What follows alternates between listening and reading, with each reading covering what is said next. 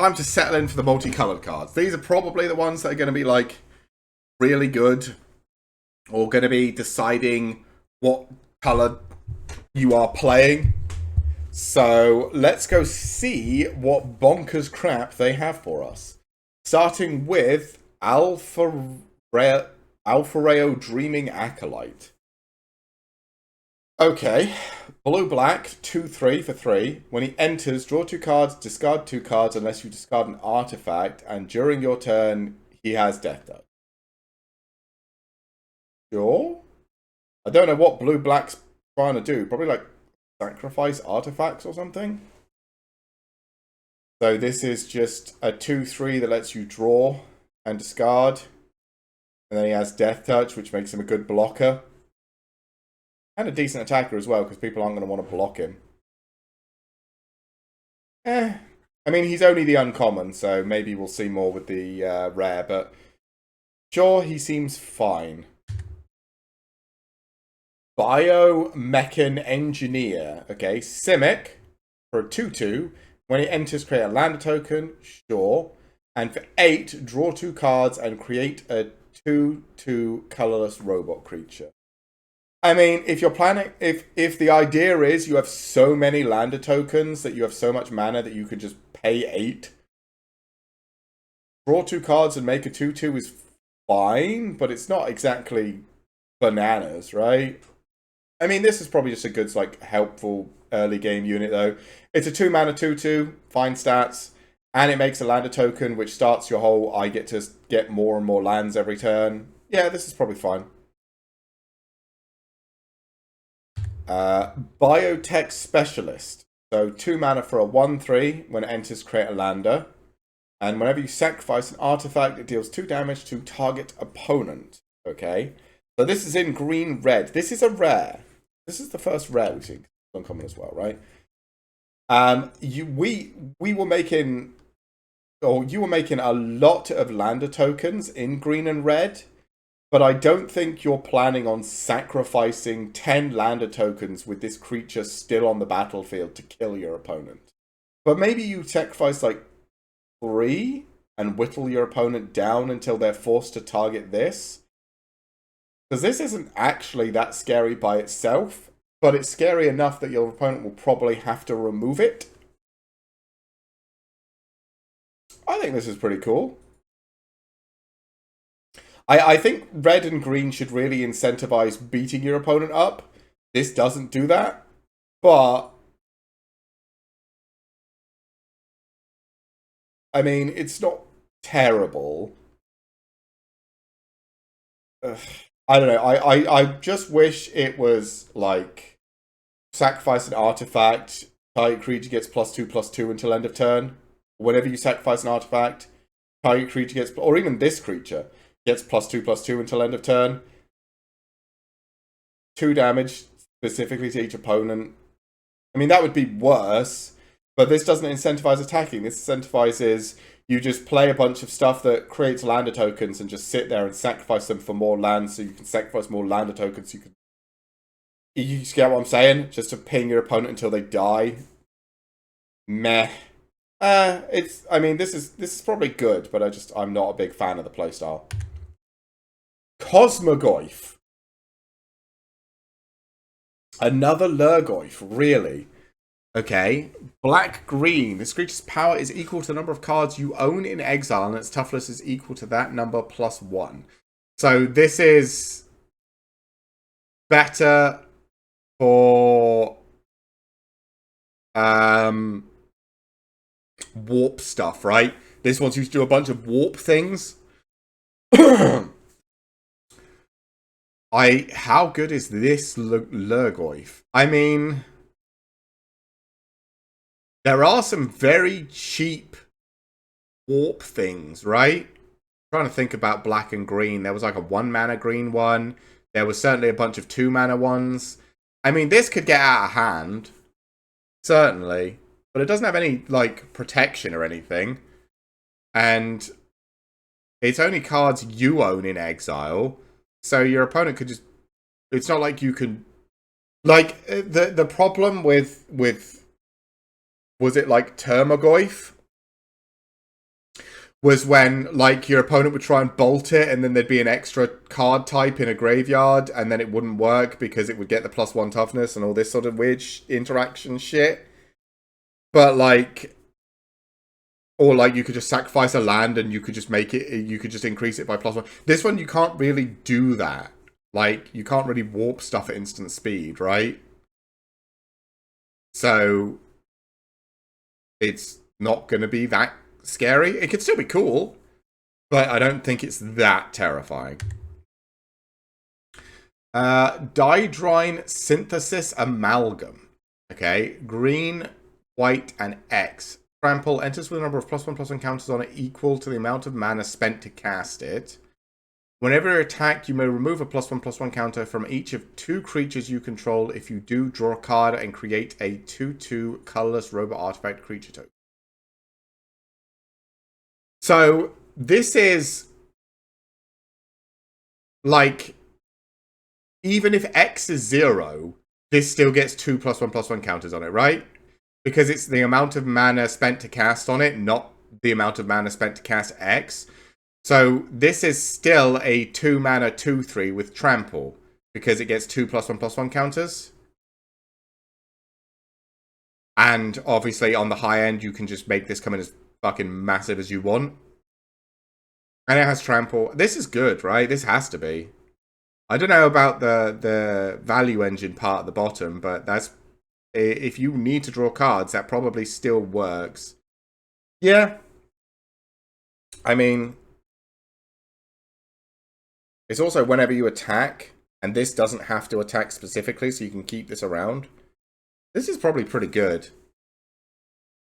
Like, I don't know if you want to be making your creatures smaller and limited, realistically, but if you have nothing in hand, drawing a card and making a 2/2 at the cost of some power is probably good enough.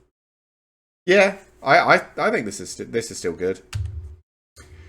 Genomorph Imago? Is that his name? Or Lamargo? I don't know. 2 mana for a 1/3 flyer with landfall. Whenever a land you control enters, target creature has base power and toughness 3/3 until end of turn. If you control 6 or more lands, that creature has base power and toughness 6/6 until end of turn. Okay. So, yeah. This is just lands make my guys thick. Yeah.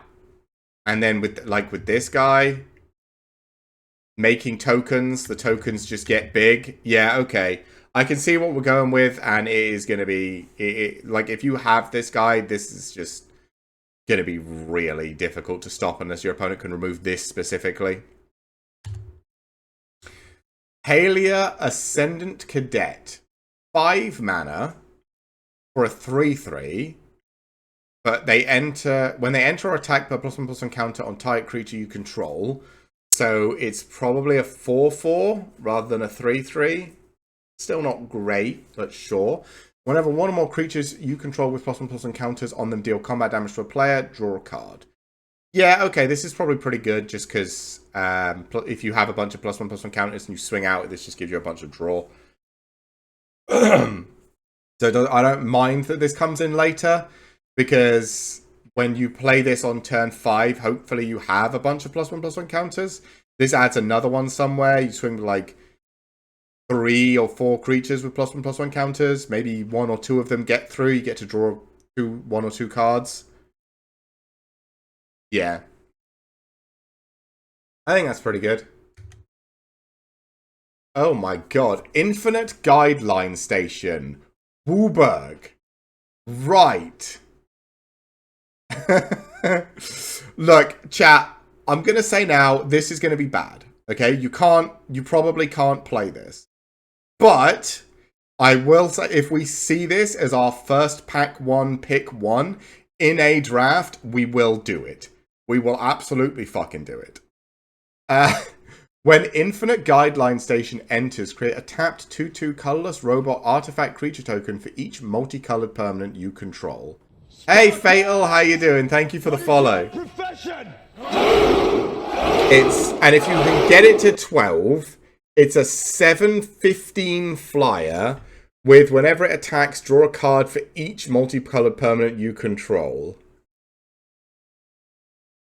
I mean, like I said, it's going to be bad and limited. It just is. Anything that's going to be costing Woolberg, like, the chance you actually get Woolberg on turn 5 is pretty low unless they have some really good mana fixing. Then again, there is a bunch of Lander stuff, so maybe you could fix with Lander token, by sacrificing a bunch of Lander tokens and get this on the go. I just made a Tunic Steadfast Commander deck. Is that the, I don't know who Tunic Steadfast is. But, what does he do? And, sounds cool. Yeah, so this isn't going to be good in Limited, but it could be fun. So, like, I will absolutely try it. It's a new card. Are you talking about the red one? 1 second. Are we talking...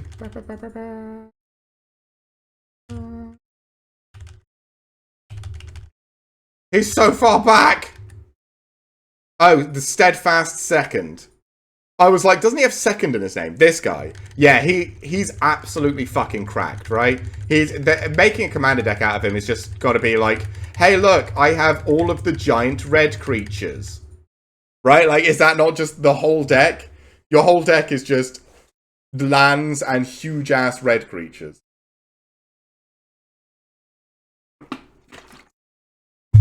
Because, like, you're only paying 3 mana for them, right? They all have haste. You're just getting every huge dragon or giant thing.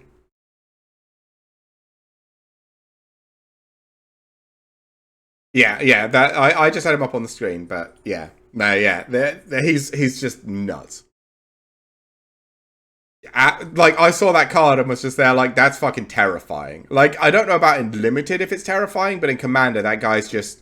Surely he's just, like, mono red and everything that costs 8 or more in red, you just put in your deck. Painter's Servant? Alright. I do need to get on with, Painter's Servant. As Painter's Servant comes into play, choose a color. All cards that aren't in play, spells and permanents, are the chosen color in addition to their other colors. Right. Yep. So everything is red. Painter's Servant, everything's red. I can now haste everything forever. And everything costs red to play.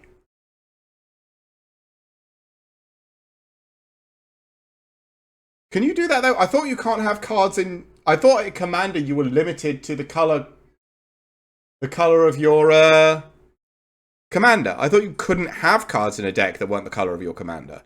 Is that not how Commander works?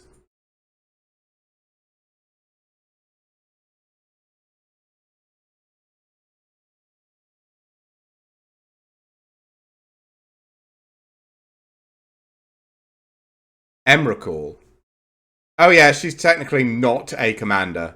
She's technically not an artifact. Yeah, I suppose, yeah, colorless Eldrazi cards become red now, and then you can flash them in as fucking cracked out speed. Yeah, okay. Okay, I see where you're going. Right, I do need to get on with reviewing cards, because I have stopped. We started an hour early today because I need to go out. So I need to get back onto reviewing cards. I have stalled immediately thinking about your new sweet commander deck. Right, Infinite Guideline Station. Bad, but hilarious, and I will absolutely play it. Let's move on.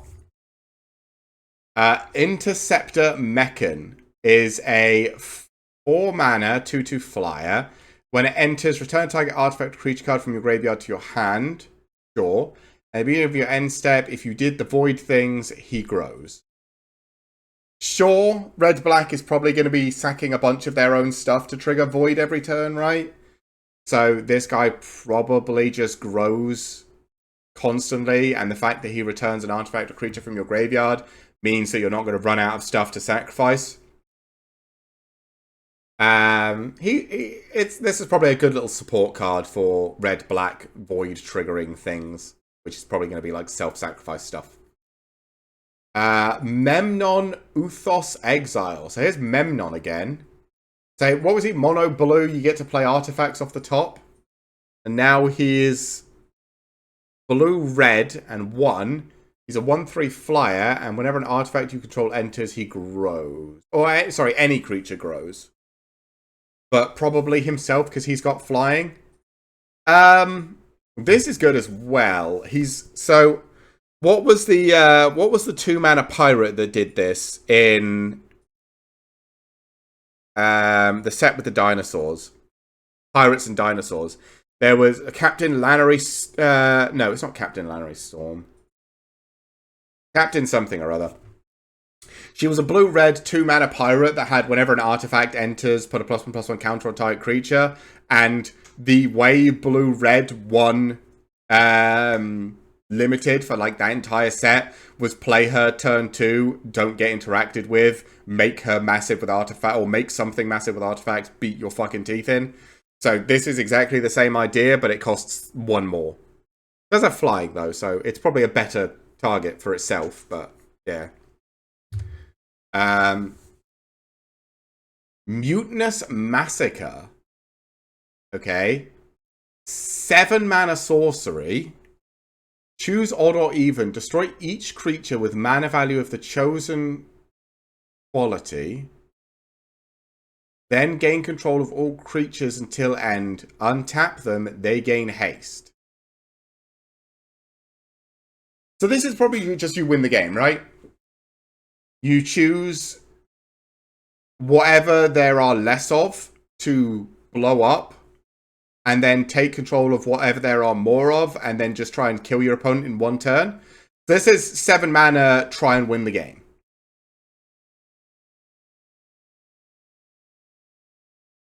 I mean, sure. Red has the lander token, so it's not like this is an unachievable amount of mana in this set, because multiple colors, anyone that can splash red or green is going to have access to lander tokens, so they can ramp, right? So this is definitely achievable, and this is just 7 mana attempt to win the game. Yeah, okay, sure. Pinnacle Emissary is a 3-mana 3/3. Whenever you cast an artifact spell, create a 1/1 colorless drone artifact creature token with flying and can block only creatures with flying, and you can warp it for 1. I mean, in red-blue artifacts, this is probably pretty good, right? You warp it for 1, play a couple of artifact spells, get yourself some flying blockers or flying attackers, and then later you play this for 3 and just and if your opponent has to remove it kind of thing. I don't know, because, well, it only costs 1 to warp, and it's like 1 of either color, so like you can warp this really easily and still be able to cast a couple of artifact spells. Unless your opponent like destroys this when you cast it for its warp cost, but like fine, because I'm still going to cast the other cards, right? I don't know. I feel like this is really good, but it's hard for me to know because I haven't played until the set comes out and I actually get a chance to play it a little bit. I really can't evaluate a lot of this warp stuff. I think it's really good. I'm going to go with I think it's really good.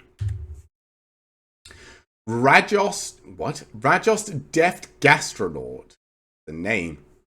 Okay. Boros. For 2/2, artifacts you control are food in addition to their other types, and have tap 2, sacrifice this artifact, gain. They have standard food text. Tap 1, tap this guy, sacrifice a food, deals 3 damage to each opponent. At the beginning of each end step, if you gained life this turn, untap him.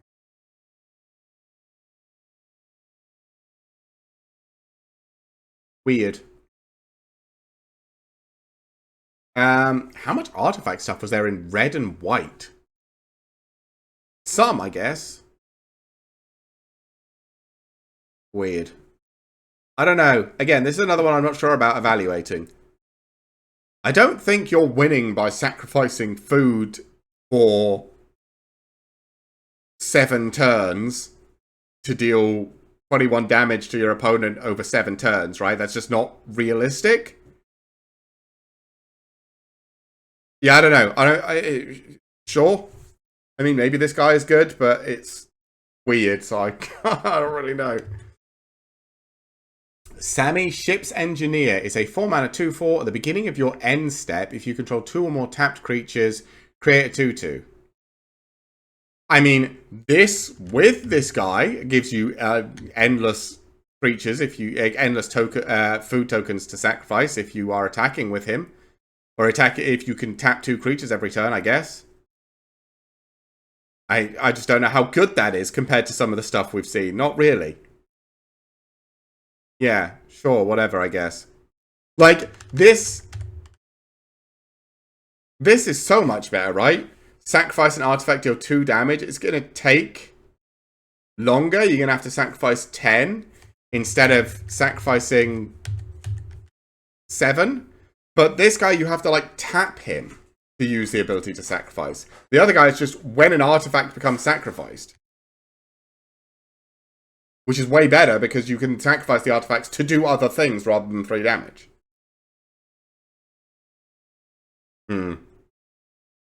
I don't know. I don't think these are that good. I mean, this guy is. Attack with 2 creatures, make another creature. This guy's good, but Ragost, which is the last one I was looking at and is still in my brain, I don't think it's that good. At least in limited. Here's Sammy again. So we've got the Ship's Engineer version, who's a 2/4, and then we've got the Captain version, who's a 4-mana 4/4 with double strike and vigilance. And spells you cast have affinity for artifacts. Yeah, this card's nuts. Just is. So you actually have to get to 6 mana to get this guy down. But then he's a 4/4 double striking vigilance creature, which people aren't going to want to deal with. They're going to only be wanting to remove this with spells, which they can. But spells you cast have affinity for artifacts, so it makes everything in your hand cost 1 less for each artifact, which theoretically is going to be quite a few. Is this the same guy? Yeah, he's got the same thing around his arm. It is exactly the same guy. Why have they got 2 versions of the same guy in the same story? Oh, sorry. Sorry about that, chat. Sure. What? You know what? This guy's good. I'm just going to say this guy's good. Seed Ship Brood Tender is a 2-mana 2/3. When it enters mill 3 cards, sure, you can sacrifice this creature to return a creature or spacecraft from your graveyard to the battlefield, only as a sword. I mean, this is a nice little card. Like, on turn 2, you have a 2/3 and mill 3 cards, which for black isn't a big deal, and for green also isn't a big deal. And later on, you can always reanimate something with it. I think this is a nice little card. I think you probably want at least a couple of these in a green-black deck. I think you're fine with this. Singularity Rupture. 6 mana, destroy all creatures, then any number of target players each mill half their library rounded down. Right. So this is like fuck you and the horse you rode in on, right? Sure. This is black blue being upset with people. I'll get so okay. So you're telling me 5 mana in black gets you whatever the current black board sweeper is. 6 mana in black blue gets you that exact card, but with traumatized stapled to it. Sure it does. Absolutely. That's what it costs. Fucking why? Okay, fine. You know what? Whatever. Again, this is probably just a game winner, right? Like if you're holding the again, I think board sweepers are better if you're holding them because you can just hold out. Hey JC, how you doing? Board sweepers are better because you can just hold them out, but hold on to them until you're ready to use them. But this isn't just destroy all creatures. This is destroy all creatures, and then if your opponent's best, like, your opponent's bomb is in the top half of their library, that's gone too, right? Like, and you probably are automatically winning the race to fatigue because you've just milled half their library. Like, this is some bullshit right here. Okay, sure, yeah, this is... I mean, I guess at least black and blue don't get to ramp, so they're probably not playing this until at least turn 6, but, like, still, that's rude. Space-time anomaly. 4 mana, target player mills cards equal to your life total. Okay, so again, this is probably... Again, so this is weirdly, specifically in limited, probably game winning. Right? Because if you haven't... So you start with 40 cards in the deck, right? By the time you get to turn... You draw 7, so that's 33. By the time you get to turn 4, your opponent's on 29 cards. If they haven't hit you, they mill 20 cards and go down to 9 left in their deck, which means they have 10 turns to kill you. And if they can't do it in 10 turns with those cards in their library and the cards in their hand, the game's over. I'm not sure if this is, like, actually that good, but I think you can definitely make this work in limited. I might try and just play like white blue full control with this, or full like stall and block and try and protect yourself, and then just win by just doing this to your opponent. It's so cruel. But like, sure. Station Monitor. 2 mana for a 2/2. Whenever you cast your second spell each turn, create a 1/1 colorless drone artifact creature token. Can only block creatures with flying.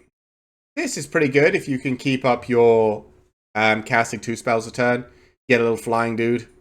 Get to peck your opponent in the face with them, or just use them as jump fodder in the air. Like, I don't hate this card. Although, how does Space-Time Anomaly fit into... I guess if you're supposed to be playing 2 spells a turn, you're going to have to be drawing more spells a turn. So if you're going to be drawing more spells a turn, you're likely to run out. So this helps even that out, but like... Anomaly is crazy. Yeah, like, here's the thing. So, like, if everything else in white-blue is like, oh yeah, play 2... Have we seen any other white-blue cards? No. So, if everything else in white-blue wants you to be casting 2 spells a turn, so you're going to want to be drawing more spells a turn, aren't you already going to be in an... Like, if you can actually keep up the draw 2 cards a turn, you're already in a winning state. What's the point in Space-Time Anomaly?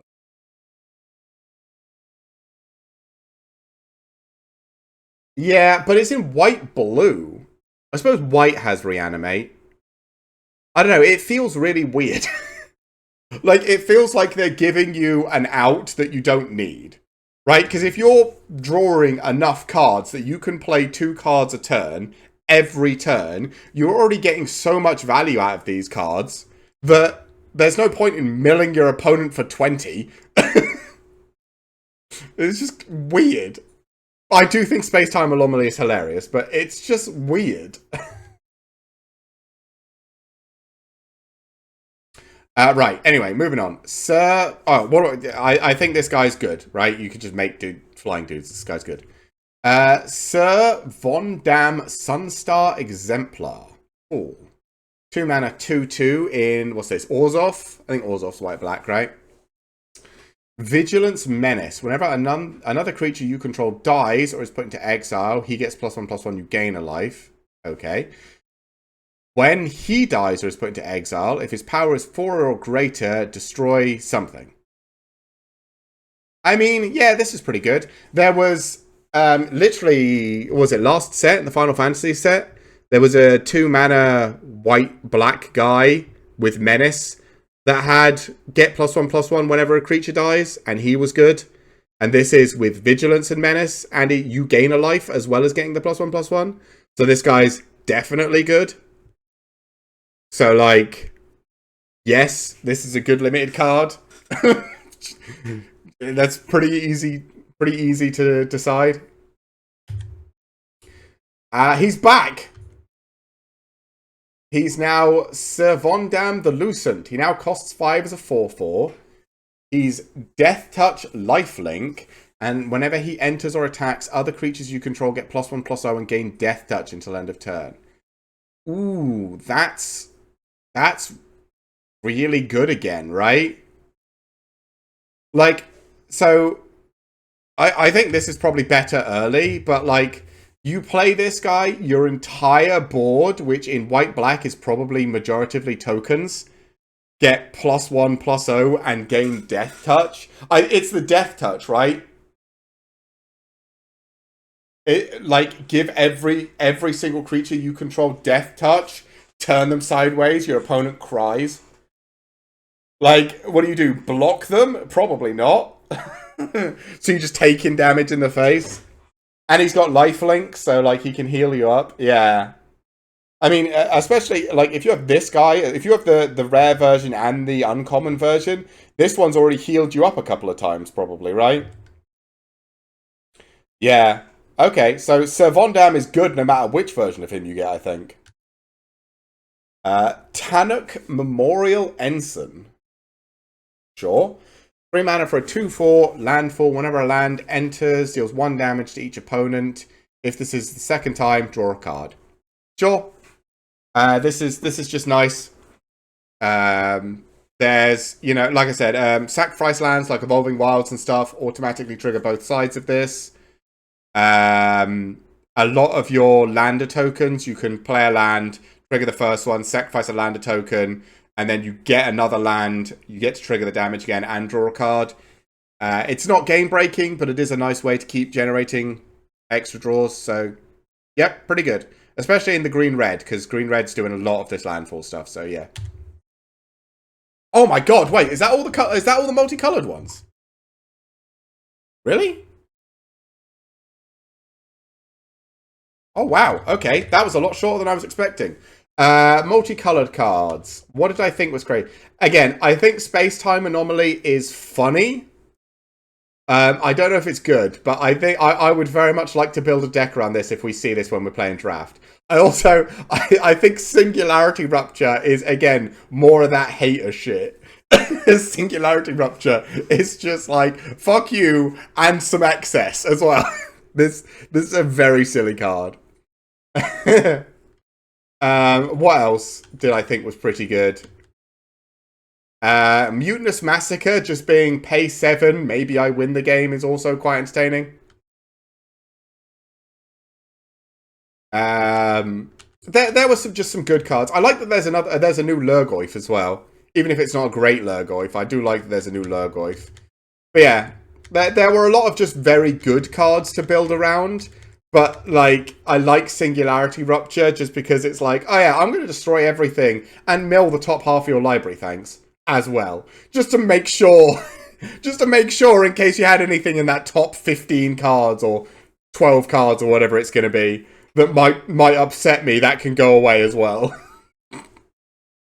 Just rude. No, you know what you do? You play white-blue. You play Esper. You play Esper and take Space-Time Anomaly and Singularity Rupture. First you Singularity Rupture, and then next turn you Space-Time Anomaly, and they just lose. just real rude bullshit, right? That is very entertaining. All right.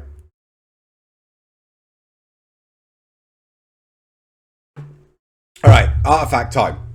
Artifact time. All Fate Scroll. 3 mana artifact. You can tap it for... okay, so it's like a mana rock.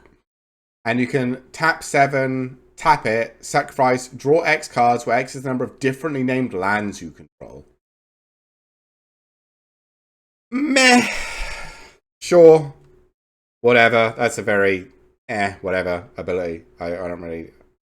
Maybe you run this just because it could be like three or four. It could be like 3 or 4 cards drawn when you need it, but like, Bygone Colossus, 9 mana for a 9/9, and you can warp 3. But it is an artifact creature, so if you've got the red, what did someone say? Tanook, the steadfast second, you can just warp this in and crack your opponent for 9 in the jaw. That is entertaining. You play Tanook, and then tap 3, here's a 9/9, get punched.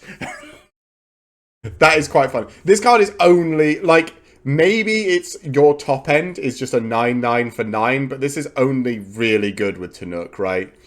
Because you just warp this in and it has haste, just crunch them. I do like they put specifically a card in the set that's good with it, though. Chrome Companion, the dog with wheels. Okay. Isn't that this what's Brian Kibler's dogs? Another one of those. Was it Cork? No, I think it is a corgi, right? But like, Brian Kibler's gonna love all of the dog cards in this set.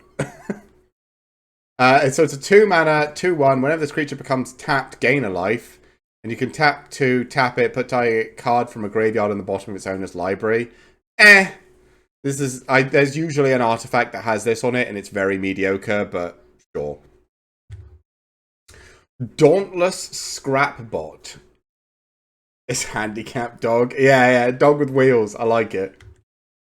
Dauntless Scrapbot is a 3-mana, 3/1. When it enters, exile each opponent's graveyard, create a lander token. Oh, that's rude. I mean, it's a colorless card that creates a lander token, which means every class can ramp because every color can ramp because they can have a colorless that ramps them, which is pretty good. I mean, technically this also ramps, but like, you know what I mean? Actually, like landfalls. You need that one, yeah. I think this is just. I don't know how much I'd care about this, but I might run it if I was playing red-green and needed some extra lander stuff. Dawnsire Sunstar Dreadnought is I see 2020 down there in the corner, and I'm fucking what? So it's okay. So this is just bonkers, right? It's a 5-mana mythic rare legendary spacecraft that at +10. Whenever you attack, it deals 100 damage to one target creature or planeswalker. Because of course it does. And then at 20, it kills your opponent. Because of course it does. Right. Imagine. I have one of my friend playing lands from the graveyard. Avery would just.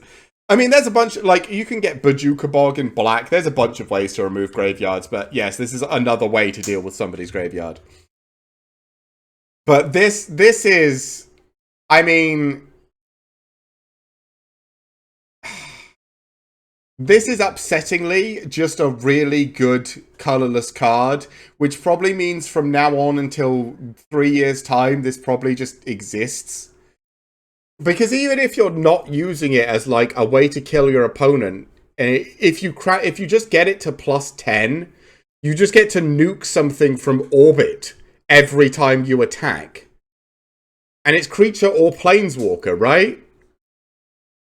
You just go, I swing my 1/1 token, boom, something dies. I swing a 1/1 token, boom, something dies. Like, why?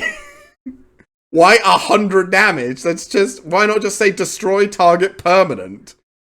Why is this not destroy one target creature or planeswalker? Why does it deal 100 damage? It's unnecessary. God, this probably just gets played in so many decks. This is, if you see this, again, depending on how slow station actually is, this is probably a game winner. But also, why does this have to exist? Because this is just going to get played so many times. Because surely you just play this as a one-of in like every deck because one, it's colorless. I suppose it's 5 mana do nothing, so maybe not, right? 5 mana do nothing is kind of ass. But like, I don't know. I saw Flying 2020 and I was like, why? Why is it a Flying 2020? Why is that necessary? Alright, we'll keep going. The Dominion Bracelet. Is this like the Infinity Gauntlet, but not quite? Okay. 2 mana. Equipped creature gets +1/+1 and has for 15... Okay, sure. Exile the Dominion Bracelet. You control target opponent during their next turn. This ability... Oh, this is Mind Slaver or whatever. Oh, okay. Is it Mind Slaver? There was also... it's what's her name used to do. Emrakul. It's what the more recent Emrakul did as well. It costs X is the creature's power. Hey, you want to know how you use this? You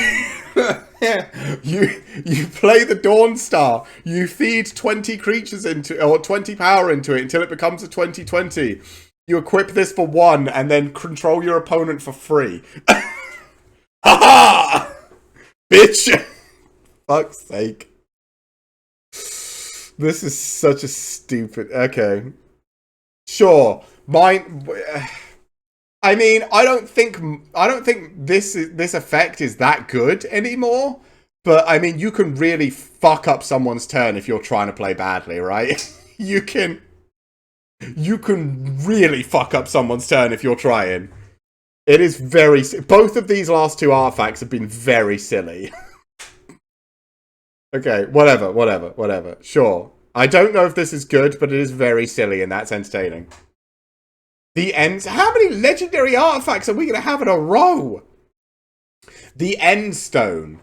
7 mana. Whenever you play a land or cast a spell, draw... Why? Yes, that's a good card. Every deck wants this now. Oh, maybe not. At the beginning of your end step, your life total becomes half your starting life total rounded up. Oh, wait, no. So at the beginning of your end step, your life total becomes 11. No, 10. Or if you're playing Commander, it becomes 20. So you're essentially playing at half health from turn 7, but whenever you do anything, you just accidentally a card off the top of your deck. Like... This is so cracked. Is this actually that cracked in Limited? I don't know. But this is bonkers, right? I mean, it is 7 mana, okay? Like, at 7 mana, you get to do dumb shit. But at 7 mana, every time you sneeze, draw a card. Like, just whenever you take a game action, draw a card. Whenever you hold priority, draw a card. Like, this is so stupid. These last 3... I cannot take these last 3 cards. Deal 100 damage because I fucking say so and kill you if I ever get it to a creature and swing. Mind Slaver, but cheaper if I have a big creature. And whenever I take a game action, draw a card. Like, what are these artifacts, man? God damn it. Okay. Oh. Okay. That's got to be it, right? There's not any more. Fuck's sake. Okay. The Eternity Elevator is a 5 mana artifact that has tap, add 3 mana. Colorless. Sure. And at 20, if you charge it up, it has tap, add X mana of any one color where X... So it's add 20 mana. Why?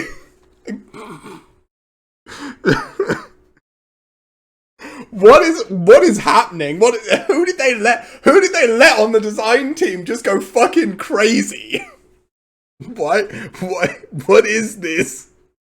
All these last 4 cards have been fucking bonkers. Oh my god. So we've got kill you from orbit. We've got your mine bitch. We've got infinite card advantage, and now we've got infinite mana. God fucking damn it, Wizards. It's colored mana as well. Oh my god. People are just gonna equip this with an enchantment and untap it, Wizards. What are you doing? For fuck's sake. What are these cards? Oh, I can't. That's it, right? No more legendaries? It's not, though, because this is a 10-10. I can see it down there. I need to calm down. This is fucking... These artifacts are going to break me. Okay. Extinguisher... Sure. Extinguish a battleship. 8 mana. When it enters, destroy target non-creature permanent. Then it deals 4 damage. So kill 2 things, probably. And then if you can get it to a +5, which is immediately, because you'll have a creature with power 5 or more probably by turn 8, it's a flying, trampling 10-10. They really just were like, hey, design guys, just make some bullshit up. Fucking goddamn it. Okay. Sure. This is probably the best one for limited, right? Because, like, alright, so in limited... No, this one's probably... If you're not dying too fast, this is really crazy. That's not too good in limited. That, I don't know. It would be very much depend, but I don't know. That's not too good in limited. This is really good in limited. So, like, at least they're not all, like, bananas limited cards, but, like, they're all colorless. They're just going to get played in everything for the next 3 years. If you are attacking with creatures, this just goes into your deck, because why not? If every deck could play this just for the fucking lols, I mean, I don't know if you do play the Dominion Bracelet, but you could just for the fucking fun of it. Every control deck plays Endstone, right? They just do. Probably any deck that's doing big things can run. I mean, this is more of a commander card, but still, like, sure.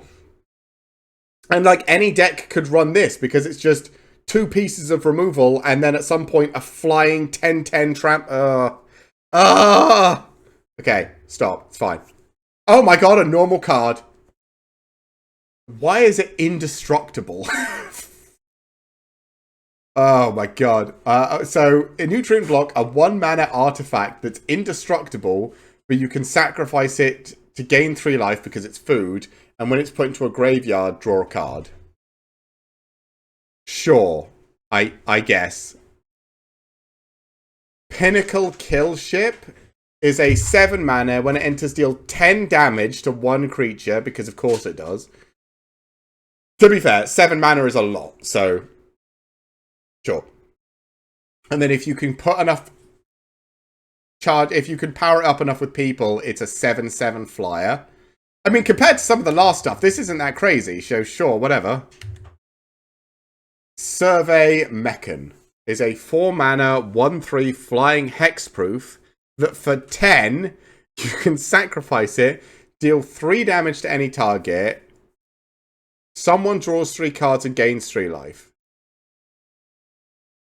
Actually, for 10, that's not great. I was expecting it to be bonkers again, because the last one we saw for 15 was fucking Mindslaver. And it costs less for each differently named lands. Sure. This isn't that bad. This is not. I'm not gonna lose my mind over this. This is kind of just sure, whatever. I mean, maybe you still play it just because, you know, it's got hexproof, so it's not going to be destroyed by a targeting, but it is only a 1/3.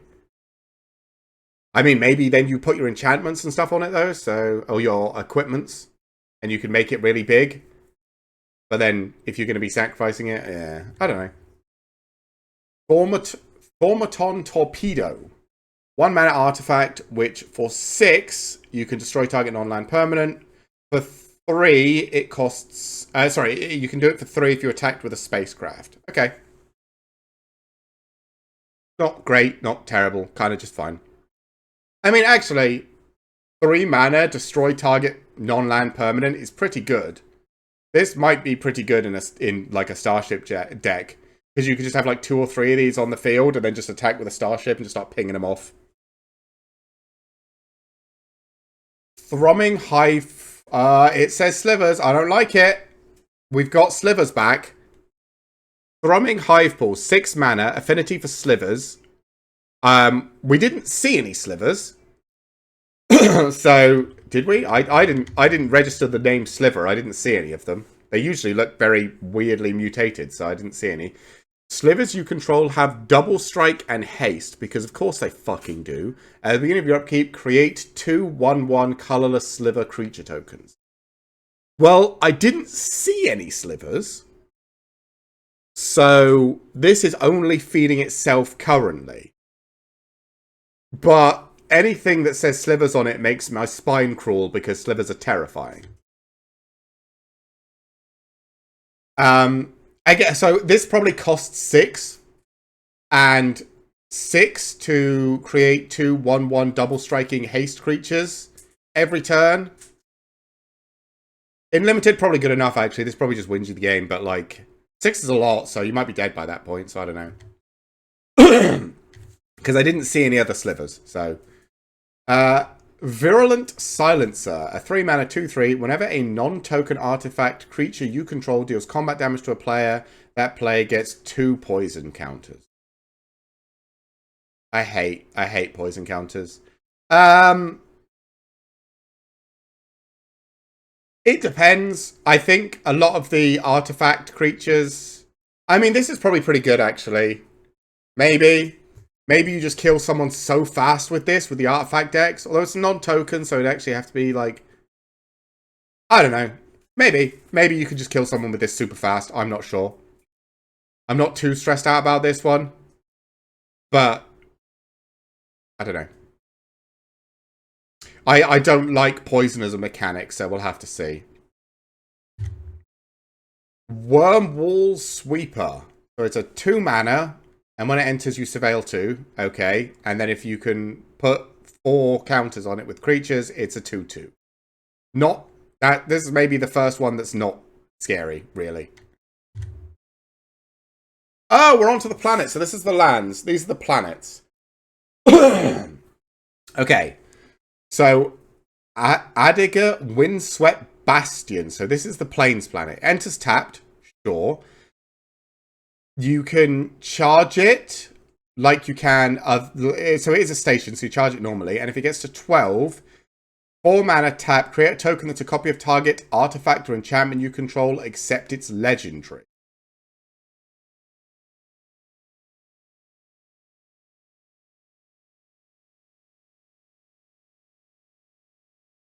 So you can only have... What?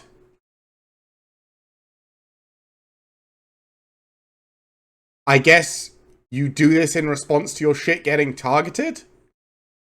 Because you can only have one of a legendary thing, right? So if you create a token that's a copy of something, except it's legendary, you have to sacrifice one of them because the token's going to be like, no, there's going to be one of me. Right?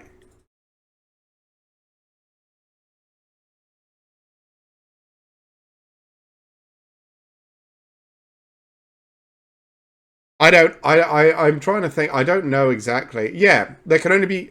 Well, the thing is, the legend rule assumes that both things are legendary, and then they can't see each other because there can only be one legendary... One of each legendary. But if the original isn't legendary, and the new one you've created is legendary, does it still...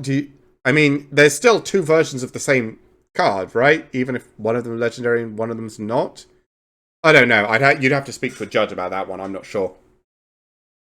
But okay, sure. Create a token that's a copy of something. Artifact or enchantment, except it's legendary. I don't. good way to make something if one of your cards is getting targeted, I guess. I don't know. I don't know about this one. Breeding Pool. Oh, they've got Shocklands back. Oh, fuck, they've got Shocklands back. Get ready for everyone to be playing a 3-color deck. Sure, we've got one of those. Okay, the green one. Evendo Waking Haven. And if you get to 12, you tap a green, tap this, add green for each creature you control. That's probably game winning. Or really good. Maybe not in limited, but maybe in limited. And absolutely this is going to be good in like Commander. Great in Commander. Probably good in Standard as well. Maybe. I mean, you probably just run this if you're playing green anyway, right? At least 1 or 2 copies of this, because why not? Sure. Godless Shrine, sure. This is the red one. Caveron Memorial World. Okay. So, enters tap, station charge it. You can tap 2, tap it, sacrifice a land, create a 2/2 colorless robot artifact creature token, then creatures you control gain +1/+0 and gain haste. Very good. Yeah, turn a land into a dude, everyone gains haste and gets +1/+0. This is really good on a land. This is I mean, I don't think you're ever like actually crewing it up to 12 in Standard, but in Limited you might be able to, and then you can maybe just turn all of your lands into robots and try and go wide for the win. So yeah, that's a good ability. Sacred Foundry, sure. Secluded Starforge. Okay. Tap for colorless, tap 2, tap X, untapped artifacts you control.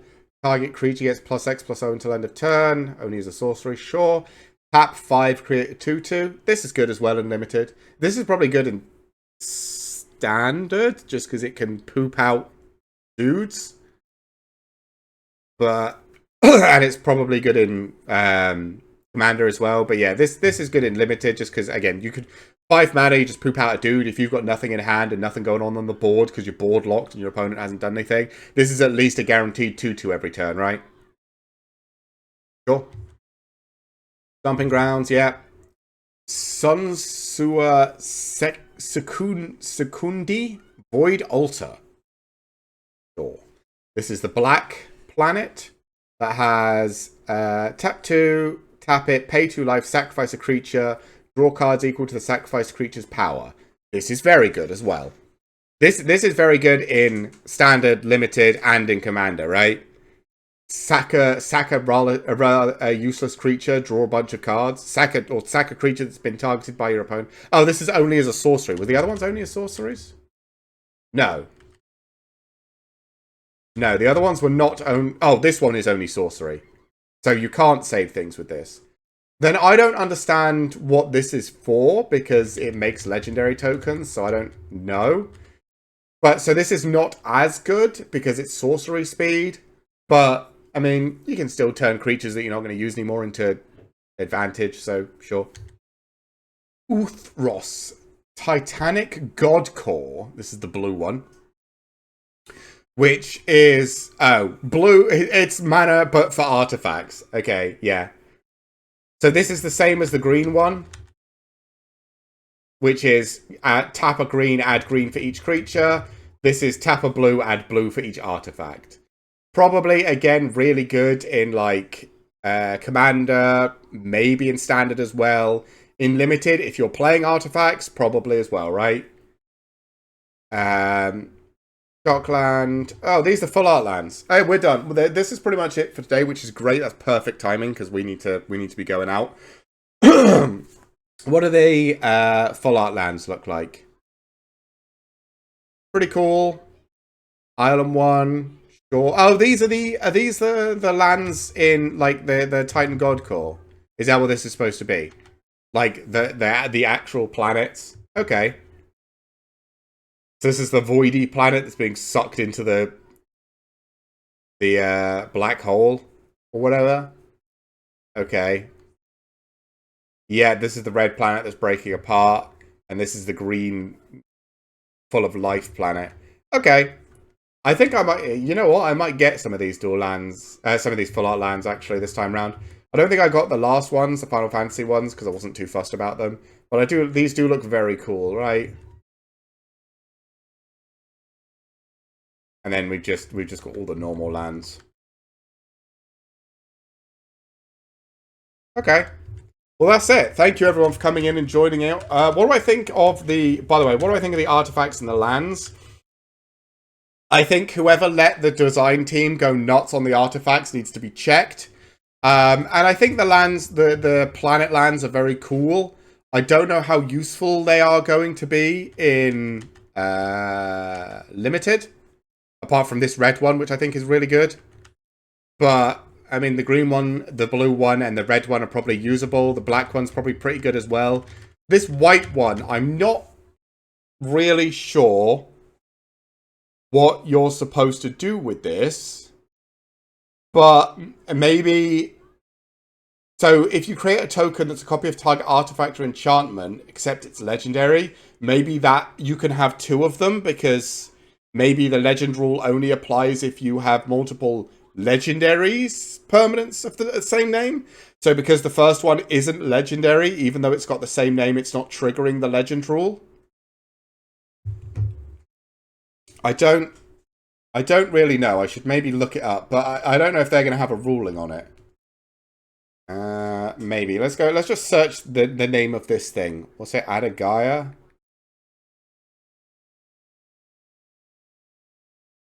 Adagaya rules.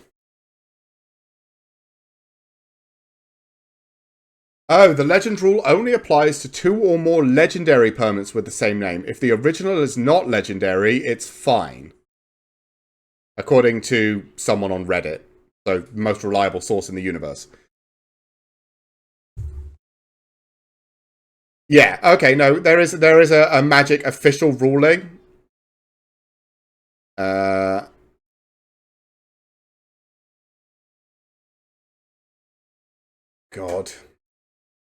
I don't, it's somewhere on here. Yeah, if Adagai's last ability creates a token, copy of a non-legendary permanent, you control two permanents of the same name, but only one will be legendary, which I'm assuming means they don't sacrifice. Okay, so this reads, create a token that's a copy of target artifact or enchantment you control, but you can only do it once. Because if you do it a second time, you have two tokens that are both legendary, so then only one can exist. That's why this is worded the way it is. So you can only do it once per thing. Okay, sure. That makes sense. Like, when I read it, I was like, that must be how it works, right? Because it's worded weird. If it would be pointless otherwise. But yes, that is how it works. And we've got Shocklands back, which is exciting. But yeah, thank you everyone for coming in and hanging out. Fatal, JC, it was good to chat and see you guys. Everyone else who just came in and watched me review Magic cards, I hope you enjoyed. If you're going to the pre-release this weekend, I hope you have fun with that. If you're going to any drafts after that, good luck with those. And we will be back tomorrow with some Pokemon. So until then, I'll see you all later.